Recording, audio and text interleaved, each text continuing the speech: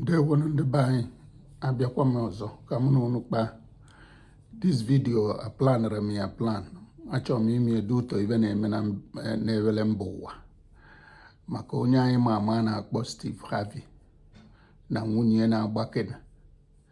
Ịma na ibe na-eme ibe ọbụla na-eme n'ụwa ome anyị ewere ya na-amụrụ ibe. Anọrọ m n'iblame ịpọshọn blame ma nwunye ya emeterie ma nwunye ya emeterie. That's why nji wee kpọọ ava video where is your conscience? Kedizike n'ebe obi gị dị, obi mmadụ gị dị ma gị na mmadụ na-emekọ ibe. Ọ na-adịzi mma ọ bụrụ a na-inwe opportunity igbuo onye gị na ya nọ, igbuo onye as onye enyi gị or as a devil. Aghọtara m.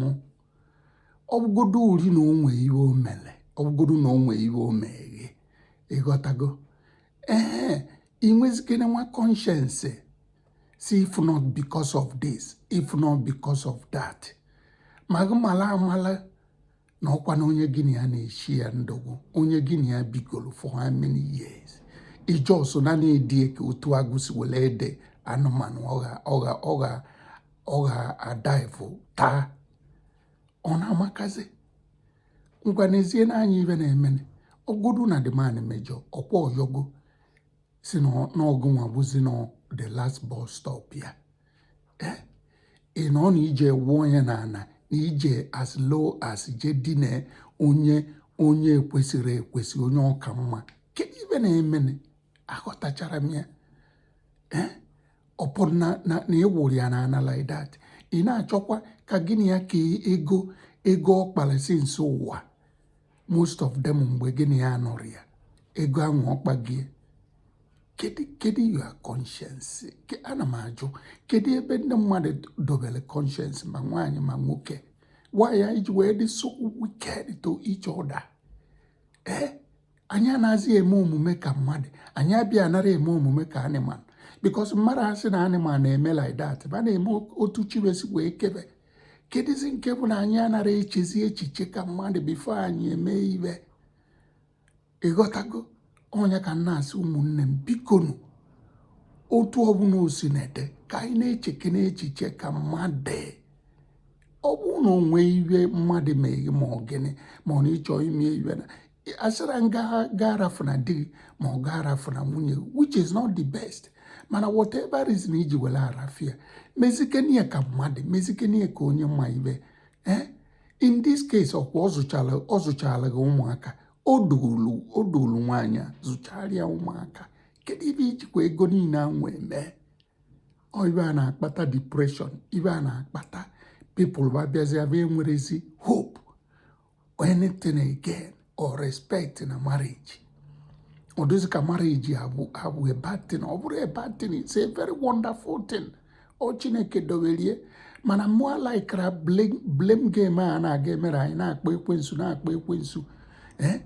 Ọ bụchara ekwensu, ọ bụgodo ori na-echọ ịrapịa ma nwoke ma nwaanyị, ichee n'echiche maka echi, cheene maka yesterday na o nwekwara mgbe ọ dị mma.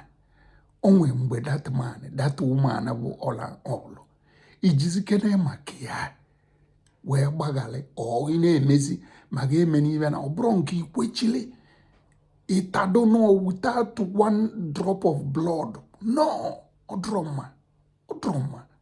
Because ka anyị ghara ichezo na ibe ọbụla anyị emene n'ụwa anyị anata ụgwọ ọlụ ya, whether ma ibelivuru ya ma ọ na ibelivuru ya. So onye ka nsị ka mbịa ka m tụnyere anyị as family, biko iwe ọbụla gị na mmadụ na-eme, ọ bụ na ịchọ ọzọ ma ọ na ime iwe na find their way, find kana way amicably. Ka ghara ije tigbuwe zọgbuwe ije wele o nwere onye bụchi ibie. Obodo ori na ị nwetara ibe ị na-ede ma ọ iwe na Chineke ga-enekwe gị anya ma condition ma bless ya gị. Ịghọtago?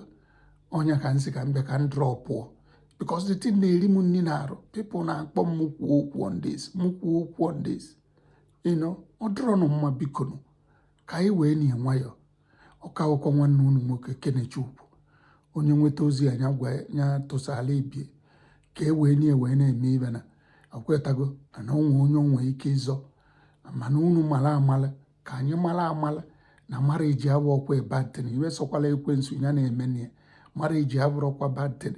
Onwekwe mgbe m ji ya sị na marriage dị njọ.